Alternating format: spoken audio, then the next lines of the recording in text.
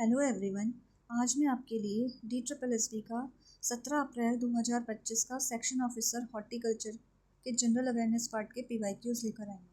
तो शुरू करते हैं। Question number 1 is which famous folk dance is associated with Puducherry. तो इसका आंसर होगा आपका गरडी। ठीक है, इसका आंसर आपका क्या होगा? गरडी। ठीक है। Now next is in a plant cell which of the following organelle may be the biggest in size. तो इसका आंसर होगा आपका वैक्यूल्स। प्लांट सेल में जो वैक्यूल्स होते हैं ना, वो आपके बिग साइज के होते हैं, बल्कि माइट्रोकॉन्ड्रिया, गोल्जी अपरेटस, प्लास्टिड्स और बाकी जो सेल ऑर्गेनेलीज होते हैं वो छोटे साइज के होते हैं। Now next is which one of the following is correct with respect to Europa Clipper is correct. ठीक है, तो यूरोपा क्लिपर के बारे में क्या बातें सही है? It was launched by the European space agency. देखो ये बात तो है गलत, ठीक है, क्योंकि इसे ना नासा ने लॉन्च किया है, ना कि यूरोपियन स्पेस एजेंसी ने। किसने लॉन्च किया है इसे? नासा ने।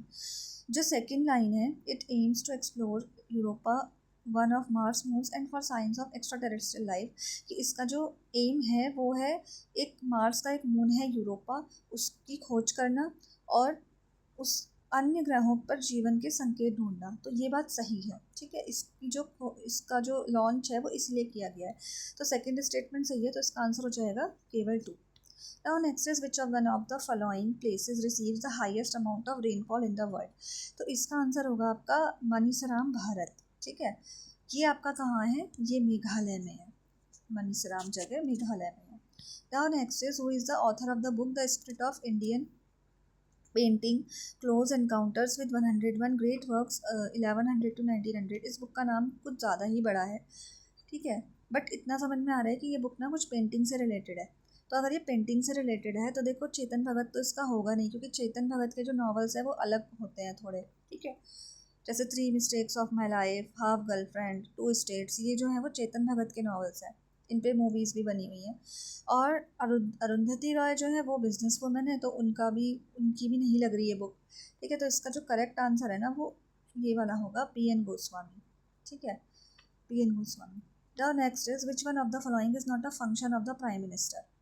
हाँ, एक बात आप यहाँ पे ये भी ध्यान रख सकते हैं कि ये जो करंट की जो बुक्स होती है ना, यहाँ पे आपसे ना करंट की बुक्स पूछी जा रही है। मतलब जो बुक्स है ना वो ज़्यादातर करंट की ही पूछते हैं। ठीक है, तो करंट में जो बुक्स चल रही होती हैं वो आपके लिए ज़्यादा इंपॉर्टेंट हो जाती हैं, करंट में जो लॉन्च हुई हैं, करंट अफेयर्स से रिलेटेड जो होंगी। ठीक है, the next is which one of the following is not a function of the prime minister. Prime minister का कौन सा फंक्शन नहीं है? ठीक है, तो देखो representing the country at international forum, ये तो है। अपॉइंटिंग जजेस ऑफ द सुप्रीम कोर्ट, ये नहीं है। ठीक है, ये किसका काम होता है? ये काम होता है आपका प्रेसिडेंट का। सुप्रीम कोर्ट के जजेस को अपॉइंट करने का काम होता है प्रेसिडेंट का, तो ये आपका आंसर हो जाएगा। बाकी जो ऑप्शंस हैं उसमें वो सारे प्राइम मिनिस्टर के काम हैं। ठीक है, now next is which one of the following is inconsistent with the provisions for occupying Indian citizenship under the Citizenship Act 1955 sorry. सबसे पहले तो आप ये जो सिटीजनशिप एक्ट है ना, इससे बहुत क्वेश्चन आ रहे हैं। ठीक है, तो इसका ना ईयर याद कर लेना, 1955। ठीक है, 1955 इसका ईयर है। अब यहाँ पर आपसे पूछ रहे हैं कि इसमें से कौन सा सेंटेंस है जो इस एक्ट से रिलेटेड नहीं है। ठीक है, तो इसका जो ऑप्शन नंबर 2 है ना वो इसका करेक्ट आंसर है। यहाँ पर बोल रहे हैं कि citizenship by descent for a child born outside India if either parent is an Indian citizen irrespective of additional condition. ठीक है, देखो ऐसा नहीं होता। भारत के बाहर जन्मे बच्चे के लिए वंश द्वारा नागरिकता यदि माता पिता में से कोई एक भारतीय नागरिक है, अतिरिक्त शर्तों के बावजूद, मतलब कोई शर्तें नहीं होती है उसमें। ठीक है, कोई शर्तें नहीं होती, तो ये चीज़ यहाँ पे गलत लिखी हुई है। अगर माता पिता में से कोई भी एक नागरिक भारतीय नागरिक है ना, तो उसे जो है नागरिकता मिलेगी। ठीक है, तो इसका आंसर होगा ऑप्शन नंबर 2। इसका जो एक्ट का जो सन है ना 1955, ये जो है थोड़ा इम्पोर्टेंट है। अच्छा, यहाँ पर ऊपर एक चीज़ मुझे आपको और बतानी थी कि प्राइम मिनिस्टर से रिलेटेड 2 आर्टिकल्स हैं। ठीक है, एक है आर्टिकल 74, एक है आर्टिकल 75। तो आर्टिकल 74 और 75 क्या कहता है? आर्टिकल 74 ये कहता है कि there should be a council of ministers. ठीक है, एक काउंसिल ऑफ मिनिस्टर्स होनी चाहिए। उनको अपॉइंट कौन करेगा? उनको अपॉइंट करेगा प्रेसिडेंट, लेकिन किसकी सलाह पे करेगा? प्राइम मिनिस्टर की सलाह पे करेगा। ठीक है, तो प्राइम मिनिस्टर की सलाह पे प्रेसिडेंट जो है वो काउंसिल ऑफ मिनिस्टर मतलब मंत्री परिषद को अपॉइंट करेगा। ठीक है, आर्टिकल 74 ये कहता है। और आर्टिकल 75 में ये बताया गया है कि वो जो काउंसिल ऑफ मिनिस्टर्स होंगे उनकी क्या रिस्पॉन्सिबिलिटीज़ होंगी, उनकी सैलरी, उनकी ओथ, इन सब के बारे में 75 बताता है। तो ये दोनों आर्टिकल्स जो है वो प्राइम मिनिस्टर से रिलेटेड है और प्राइम मिनिस्टर की काउंसिल ऑफ मिनिस्टर से रिलेटेड है। तो ये आपको पता होने चाहिए। The next is who among the following did Swami Vivekananda consider his guru? Swami Vivekananda ने किसको अपना गुरु माना था? ठीक है, तो स्वामी विवेकानंद ने ना रामकृष्ण परमहंस को अपना गुरु माना था और इसके चलते उन्होंने रामकृष्ण मिशन की स्थापना भी करी थी। ठीक है, अब क्वेश्चन ये बनता है कि कौन से ईयर में करी थी? तो इन्होंने करी थी 1897 में। ठीक है, तो ये चीज़ आप याद रखना, 1897 में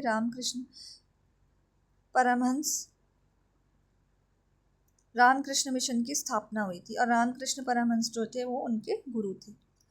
Now the next question is the Alvars are the compilers of the Nalayira Divya Prabandham which is frequently described as the।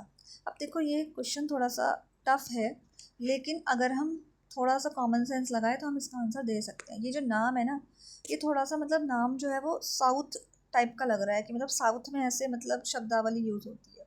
तो इसका जो करेक्ट आंसर होता है वो तमिल वेद है। मतलब इसका करेक्ट आंसर तमिल वेद ही है, बट अगर आपको नहीं भी आता तो आप एक हल्का गैस लगा सकते हैं कि इसका आंसर तमिल वेद होगा। The next is according to the census 2011, the density of population is 382 persons per kilometer square, which is an increase from 325 persons per kilometer square in 2001. Which of the following statement is correct? अब देखो ये question दिखने में बहुत बड़ा लग रहा है, लेकिन इसका जो आंसर है ना वो इसके क्वेश्चन में ही छुपा हुआ है। ऐसे बड़े बड़े क्वेश्चंस ना एग्जाम में डराने के लिए आते हैं, जिससे कि क्या हो कि बच्चा उनके ऑप्शंस ही ना पढ़े और उन्हें छोड़ दे।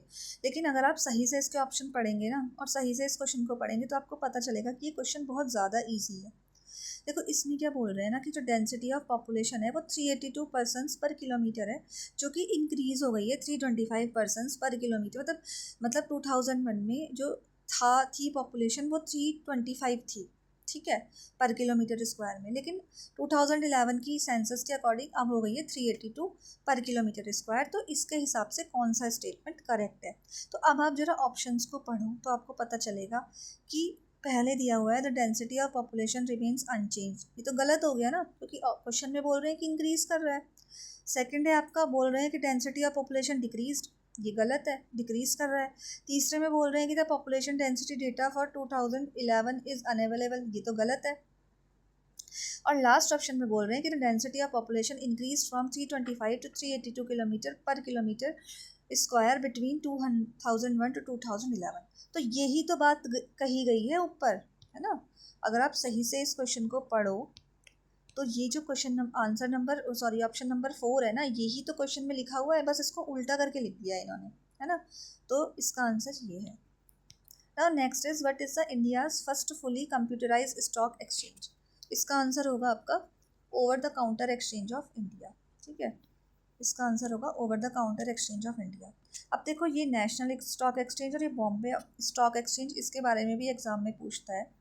इसका जो इस्टेब्लिशमेंट का ईयर है वो 1991 है और बॉम्बे स्टॉक एक्सचेंज का जो इस्टेब्लिशमेंट ईयर है वो 1857 है। तो ये दो बातें भी आपको याद रखनी है। Now next is what is the primary focus of the Trishna mission, a collaborative effort between ISRO and CNES as announced in 2024। ये जो क्वेश्चन है ना, ये करंट अफेयर्स से हम इसे रिलेट कर सकते हैं। तृष्णा जो मिशन है उसका क्या मतलब उद्देश्य है, प्राइमरी फोकस है। तो देखो तृष्णा जो है ना, तृष्णा जो है वो थोड़ा वाटर से रिलेटेड लग रहा है, तो इसलिए इसका आंसर है आपका option number 2, detailed monitoring of the energy and water budgets of the continental biosphere. ठीक है, बाकी ऑप्शंस जो हैं वो इतने रेलेवेंट नहीं हैं। Now next is which is not a UPI app in India? इसमें से कौन सा यूपीआई ऐप नहीं है? तो यूपीआई ऐप जो है वो किंग नहीं है। ठीक है, बाकी फ़ोनपे, गूगल पे, कीवी, ये सब हैं आपके यूपीआई ऐप, तो इसका आंसर किंग हो गया। Now next is which one of the following teams in the winner of 56 national kho kho men's championship इन 23-24? इसका आंसर होगा आपका महाराष्ट्र। ठीक है। नाउ नेक्स्ट इज, ये भी करंट अफेयर्स का था। Now next is, who among the following are eligible to benefit from the Pradhan Mantri Kisan मानधन योजना इन इंडिया। ठीक है, अब देखो अगर आपको नहीं भी पता ना तो आप थोड़ा सा आइडिया लगा सकते हैं ऑप्शंस देख के। बोल रहे हैं कि प्रधानमंत्री किसान मानधन योजना जो है वो किसके लिए बेनिफिट होगी। अब ऑप्शंस में दिया है all female farmers, small and marginal farmers, farmers with large land holdings या फार्मर्स अबव 60 ईयर्स। तो देखो ऑप्शन से ही पता चल रहा है कि ऑप्शन सेकंड होगा इसका आंसर ना, जो छोटे और जो मार्जिनल फार्मर्स हैं उन्हीं के लिए तो होगी ये। फीमेल फार्मर्स ऐसा कुछ नहीं है कि फीमेल फार्मर्स के लिए हो। अब जिनके पास खुद ही मतलब बड़ी बड़ी भूमियाँ हैं, उन भूमि के मालिक हैं जो, ठीक है, उनके लिए भी ऐसा कुछ नहीं है। और ऐसा कोई वो नहीं है कि 60 अबव फार्मर्स हैं उनके लिए है, ठीक है, ऐसा कुछ नहीं है। Now next is, who among the following brought back their capital from Lahore to Delhi. Lahore से दिल्ली वापस अपनी कैपिटल कौन लेकर आया था, इसका आंसर है इल्तुतमिश। ठीक है, अब जो ये है ना सारे जो शासक हैं इनके बारे में आपको कुछ कुछ पता होना चाहिए। देखो जो रजिया सुल्तान थी ये पहली महिला शासक थी दिल्ली सल्तनत की, ठीक है, तो इसके बारे में ये पता होना चाहिए। कुतुबुद्दीन ऐबक जो थे वो स्लेव डायनेस्टी के फाउंडर थे, ठीक है, और इनको जो है लाख बख्श के नाम से भी जाना जाता है।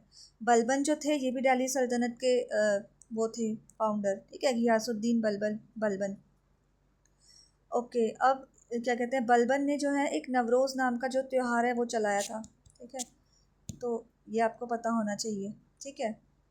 Now next is, which one of the following modes of concentration of solution depends on temperature. तो इसका आंसर है आपका मास परसेंटेज वॉल्यूम, ठीक है, ऑप्शन नंबर 4 है इसका आंसर, मास परसेंटेज वॉल्यूम। ये आपका डिपेंड करता है टेम्परेचर पे। Now next is, which one of the following world famous mineral deposits occur in Palakkad and Kollam districts of Kerala। तो इसका आंसर आपका होगा मोनाजाइट, ठीक है। Now next question is, the feature of Indian constitution procedure established by law is borrowed from which of the following countries। तो ये आपके लिए गए हैं ब्रिटेन से, ठीक है, जर्मनी से आपके एमरजेंसी प्रोविजंस लिए गए हैं, ठीक है, और बाकी फंडामेंटल राइट्स आपके यूएसए से लिए गए हैं, ठीक है। तो ये भी जो है एग्ज़ाम में काफ़ी पूछे जाते हैं।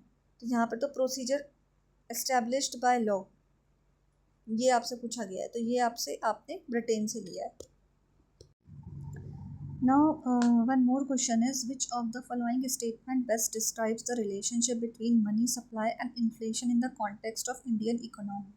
तो इसका आंसर होगा option number 4, the reserve bank of India uses various monetary policy tools to control money supply and hereby influence inflation. ठीक है, तो जो रिजर्व बैंक ऑफ इंडिया है ना वो ही डिफरेंट मॉनेटरी पॉलिसी के जो टूल्स हैं उनको अप्लाई करता है ताकि मनी सप्लाई को कंट्रोल कर सके और जिसकी वजह से इन्फ्लेशन भी इन्फ्लुएंस होता है। तो ये थे आपके इस साल के 17 अप्रैल 2025 के DSSB के एग्ज़ाम के PYQs। I hope you like the video. Please like, subscribe and share for more such useful content and more such videos. Thank you for watching.